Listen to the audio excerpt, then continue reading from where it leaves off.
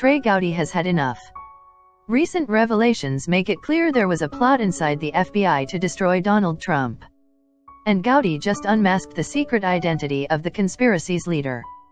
FBI agent Peter Strzok, who was a key counterintelligence official and who signed off on the Russia collusion probe, sent text messages to an FBI agent he was having an affair with expressing his hatred for Trump.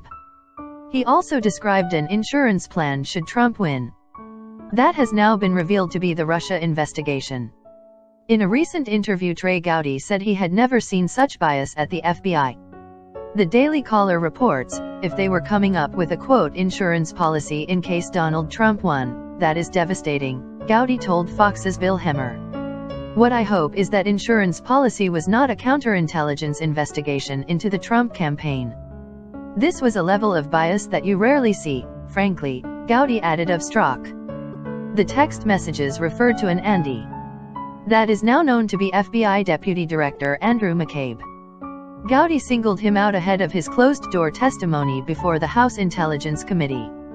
The Daily Caller also reports, Gowdy said that McCabe is of interest to the committee because he cuts across every facet of every investigation in 2016, from Secretary Clinton's email to the investigation into the Trump campaign. Republicans on the committee will likely press McCabe on the conversation referenced in Strzok's text message as well as his involvement in the early stages of the collusion investigation. As the FBI's second-in-command, McCabe was likely directly involved in the investigation, which was opened in July 2016. And as the FBI's number 2 counterintelligence official, Strzok was picked to supervise that investigation. Several weeks earlier, Strzok was helping lead the FBI's investigation into Hillary Clinton's use of a private email server. Strzok conducted the July 2, 2016 interview with Clinton. Asked about Mueller's investigation in light of the Strzok revelations, Gowdy offered limited praise. I am heartened by the fact that Mueller kicked Strzok off as soon as he learned. I just wish he'd have learned sooner, Gowdy said. He's in the middle of major investigations, he said of Strzok, adding, thank God he's gone, but I want to know how the hell he got there in the first place. Mueller's investigation has dragged on for months. And it has produced a big fat zero on the Russia collusion front. It's becoming clearer every day that the entire collusion narrative was cooked up by Hillary partisans in the FBI as a last-ditch effort to derail Donald Trump. Do you agree? Let us know your thoughts in the comments section. Well, bombshells today from acting FBI Director Andrew McCabe testifying before the Senate Intel Committee on Capitol Hill following the firing of his former boss, James Comey. The White House saying McCabe is on the short list to replace the ousted FBI chief, but McCabe's testimony seemed to contradict some of President Trump's appraisal of turmoil at the FBI under Comey watch. Take a listen. Is it accurate that the rank and file no longer supported Director Comey? No, sir, that is not accurate. And it has been the greatest privilege and honor of my professional life to work with him. I can tell you also that Director Comey enjoyed broad support within the FBI and still does to this day.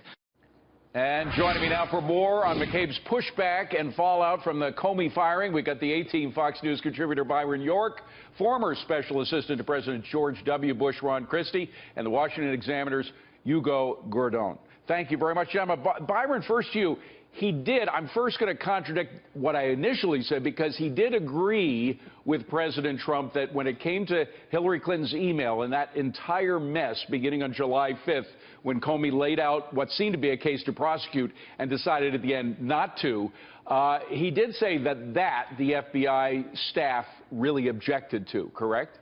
He did, and he said there was a difference of opinion. I mean, the FBI has thousands of employees, and there was a difference of opinion. But basically, I think there were 3 headlines from what he said today, and 2 of them were favorable for the White House, and 1 wasn't. He said the White House is not interfering, has not interfered with the investigation. That's good for the White House.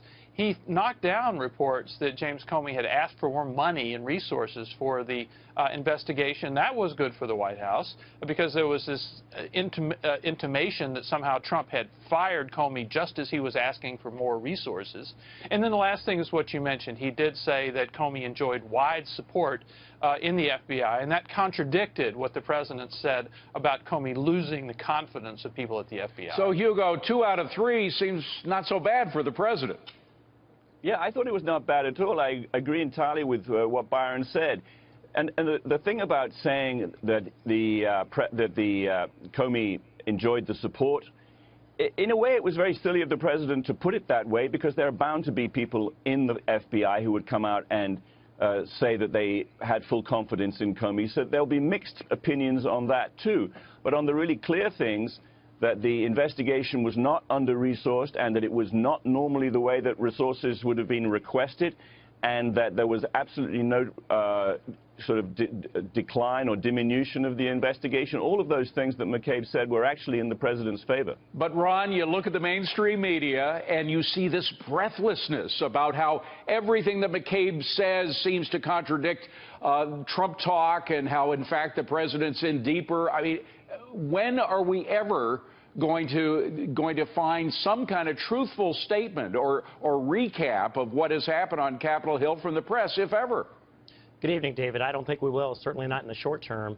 The narrative that the mainstream media wants to spin here is that, of course, the President of the United States fired Comey because, of course, in this investigation, they were closing in on him about this Russian influence in our election, and therefore Comey had to go to spare the president the embarrassment.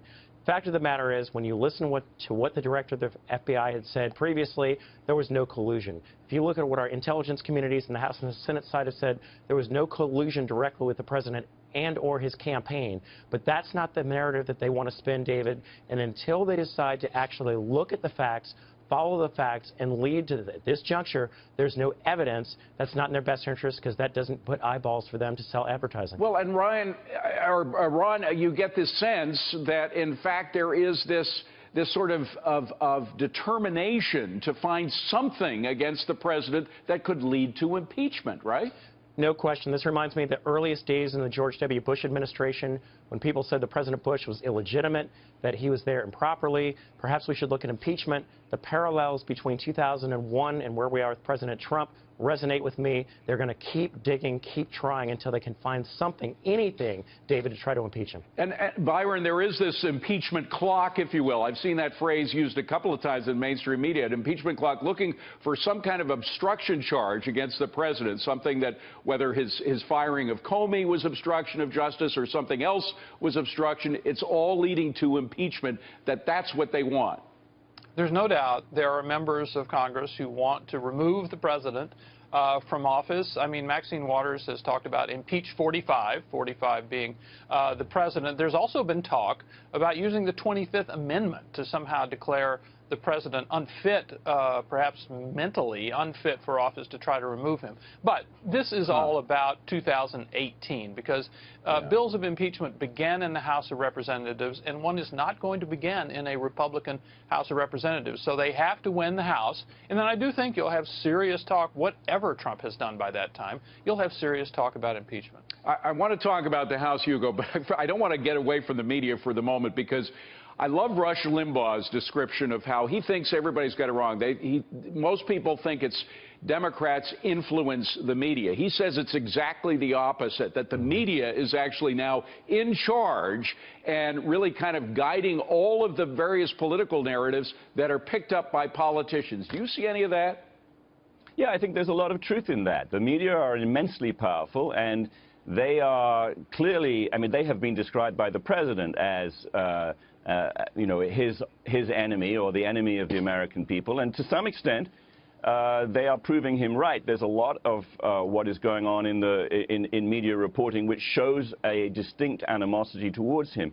I think that there's, you know, even if one doesn't get to impeachment, there's no downside on this for the Democrats, because they are undermining the president's ability to govern. I mean, if they can make him a failed president, that's pretty much as good, because then they can win in 2020. Ron, do you think that's a little too conspiratorial, that the media is pushing this political agenda?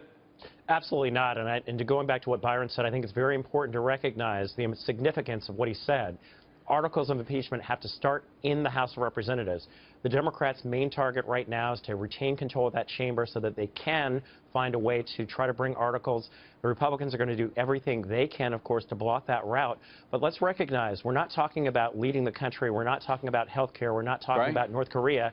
We're only talking about the fantasy issues that they possess and that they have of doing anything that they can to bring this president down. If they are fantasy issues, we'll find out. But the fact is, Byron, that there are some serious issues that are being put on hold.